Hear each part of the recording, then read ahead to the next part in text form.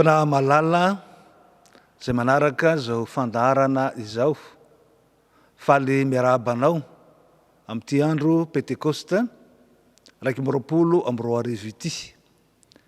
Ny andro Pentekosta izay ahatsiarovatsika ny nanomezan'Andriamanitra ny Fanahy ary ny orena ny fiangonana raha teo.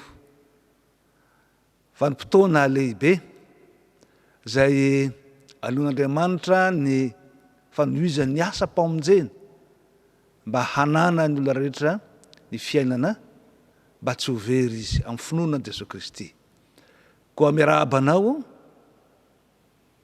nahatratra zany andro Pentekosta izany.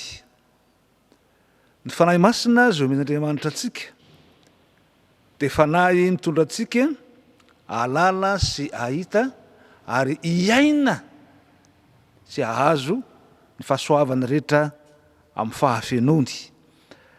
Arak'izay ambarany ao amin'ny Ezekela 7:20 ny 9:20 ka hatramin'ny 7:20 manao hoe: ary fanahiko no ataoko anatinareo ka ahatonga anareo andeha araka ny lalako sy tandrina fitsipiko ka hanaraka ary onona any amin'ny tany izay nomeko anareo, nilazanareo ianareo ka ho oloko ianareo. Ary vonjeko ho afaka amin'ny fahalitolareo rehetra ianareo ary atsoko sy ataoko vokatra ny vary ary sy anaterako misary intsony ianareo ary ataoko vokatra koa ny voankazo sy vokatra ny sa mba tsy voalasa ny jetsilisa amin'ny sary intsony ianareo. Zany hoe fitahina mahatretrika no fanekena vaovao ataon'Andriamanitra amin'ny olona ary ny fanahy masina no tanteraka an'izany.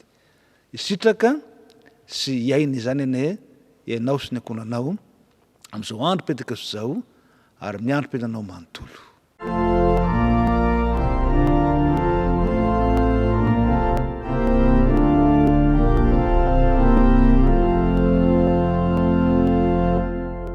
Ho anao izay malala an'Andriamanitra sady voantso ny masina, ao aminao anie ny fahasoavana sy ny fiadanana avy amin'Andriamanitra ray sy Jesosy Kristy Tompontsika. Amen. Amin'izao andro Pentekosta izao, ny tenin'Andriamanitra izay hakantsika ny Hafatra dia ny Jaona 4:20 ka ny 2:20 ka hatramin'ny 10:20. Andeha ovakitsika amin'ny anaran'ny Tompo izany. Mbola manana zavatra maro holazaina aminareo aho, nefa tsy zakanareo ankehitriny. Fa raha tonga ny fanahin'ny fahamarinana dia izy no hitari-dalanareo amin'ny marina rehetra.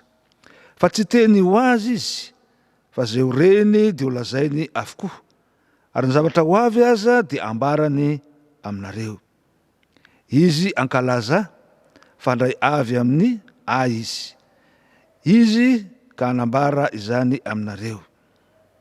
Zany rehetra, zay rehetra ananan'ny ray dia Ahy avokoa, ka izany no ilazako fa mandray avy amin'ny Ahy Izy ka manambara izany aminareo. Raha zany tenin'Andriamanitra zany no fitinina amin'ny fehezanteny tokana dia ny amin'ny asan'ny fanahy masina eo ampino no ambarany. Ny asan'ny fanahy masina eo ampino. Ny mpandinika ny soratra masina dia mametraka ny Jaona 4:20 ao anatiny izay antsoina hoe teny fampahirezana nataon'i Jesosy manoloana ny fisarahana tsy maintsy tanteraka amin'ny fahafatesany ka tsy ahatonga ny mpianatra ahita azy intsony. Ary eo anatin'izany fisarahana eo anivon'ny fiarahany tamin'ny mpianatra zany dia misy banga ary tsaroana fa miteraka alahelo sy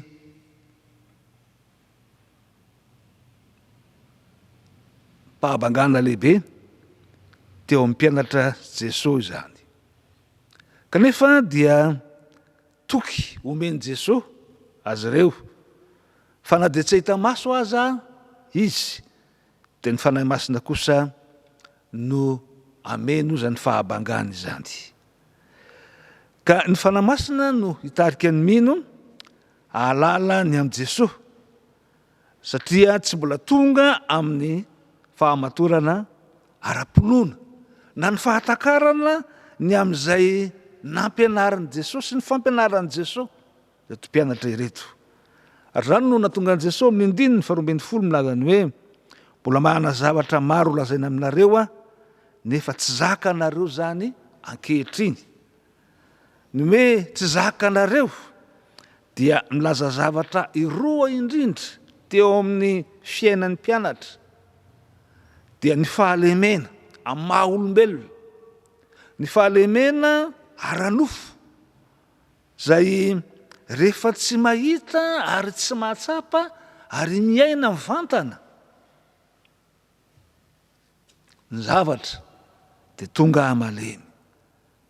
Ka ny tsy fahitana sy ny filazan'i Jesosy ny amin'ny Alahady sy ny amin'ny hafatesany dia miteraka alahelo lehibe eo amin'ny mpianatra zany.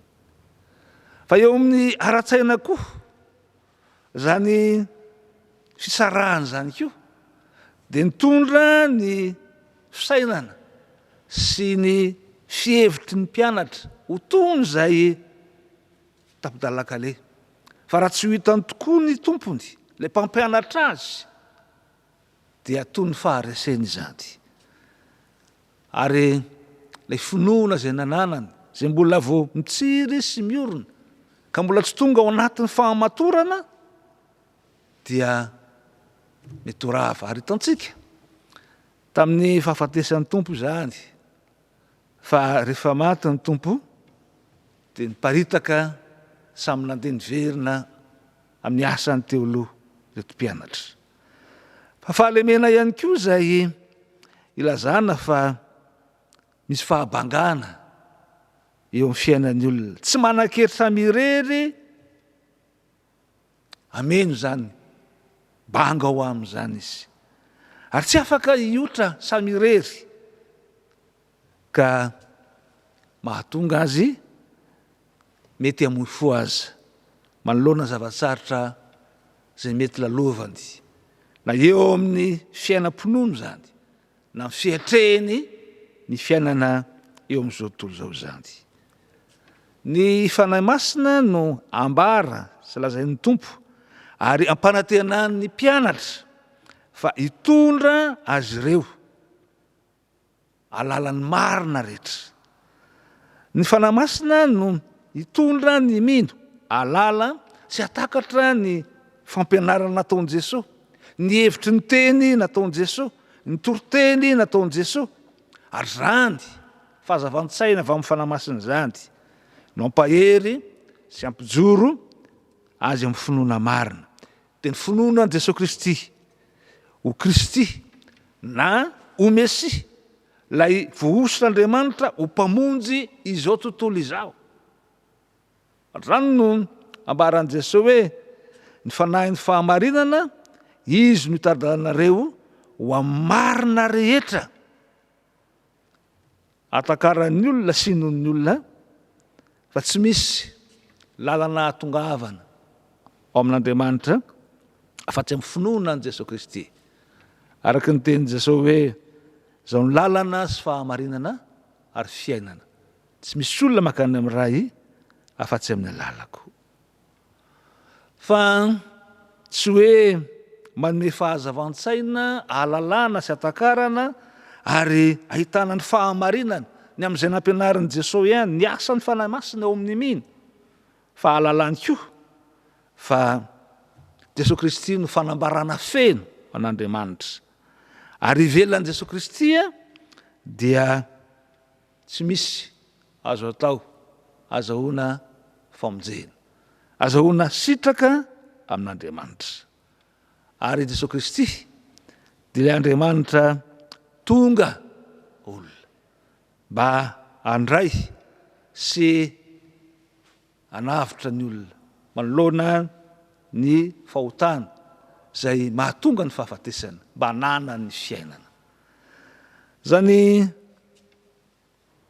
finoana sy fanekena an Jesosy ho an'ny lala tokana sy mpanalana tokana amin'Andriamanitra ray. Zany no hitondrany ny fanahy masina ny mino. Zay lazainy Jesosy eto hoe izy ankalaza, izy anamarina sy hitondra ny mino ny fiangonana. Ahafantatra fa Jesosy Kristy no tompo sy mpamonjy. Ry havana malala, ny asan'ny fanahy masina eo amintsika ary zay mino dia ny ahatonga antsika ahalala ny antony finoantsika an Jesosy Kristy, ny antony fanarantsika an Jesosy Kristy, ny antony fiorenantsika amin'ny fanekena azy ho tompo sy mpamonjy. Ny fanahy masina no mitarika antsika ho amin'izany.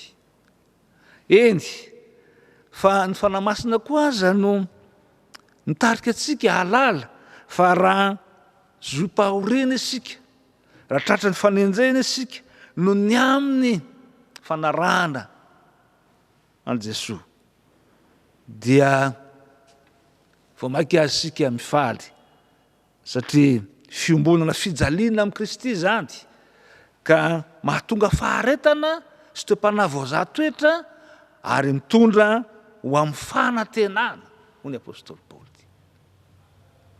Ahafahantsika mamantatra sy mahalala ny hevitry ny finoantsika ka mahatonga antsika ho mahatoky hatramin'ny fahafatesana. Ary izany fanahy masina izany no mahatonga antsika anana fanahy mahery fa tsy fanahiosa, ka na inona trangan-javatra sy zavatra miseho eo anivony zao fiainana izao dia ny fanahy masina mibitsika amin'ny fanahintsika fa zanak'Andriamanitra isika. Raha zanak'Andriamanitra isika dia sady karakarain'Andriamanitra asan'ny tanany, kanefa koa dia mpandova ny Kristy sy mpandova n'Andriamanitra ary miray lova amin'ny Kristy. Zany fanantenana lehibe izany, ny fahamarinana entin'ny fanahy masina mampiorina sy mampijoro antsika amin'ny finoana n'Andriamanitra ao amin'ny Jesosy Kristy tompo sy mpamonjy antsika. Fa ny faharoa, ny asan'ny fanahy masina eo amin'ny mino dia ny mitarika sy mahalala fa ny fanahy masina dia Andriamanitra miseho amin'ny alalan'ny fanahy masina eo amin'ny zao tontolo izao. Andriamanitra miasa amin'ny alalan'ny fanahy eo amin'izao tontolo izao ka mambomba sy mitoetra mandrakariva eo amin'ny voariny manontolo. Ny fanahy masina dia Andriamanitra satria miray feno amin'izay maha izy azy ny personnalité osika na ny natiora, feno an'Andriamanitra ray sy Andriamanitra zanaka. Zay anambarahany Jesosy azy hoe izy ankalaza fa handray avy amin'ny Ahy Izy ka anambary izany aminareo. Zay rehetra ananan'ny ray dia avokoa, ka izany no lazako fa mandray avy amin'ny Ahy Izy ka anambara izany aminareo. Ny ray sy ny zanaka dia manana fiombonana, zay an'ny ray dia an'ny zanaka, ary zay an'ny zanaka dia an'ny ray, ary ny fanahy masina dia mandray avy amin'ny ray sy ny zanaka. Noho izany dia manana fiombonana feno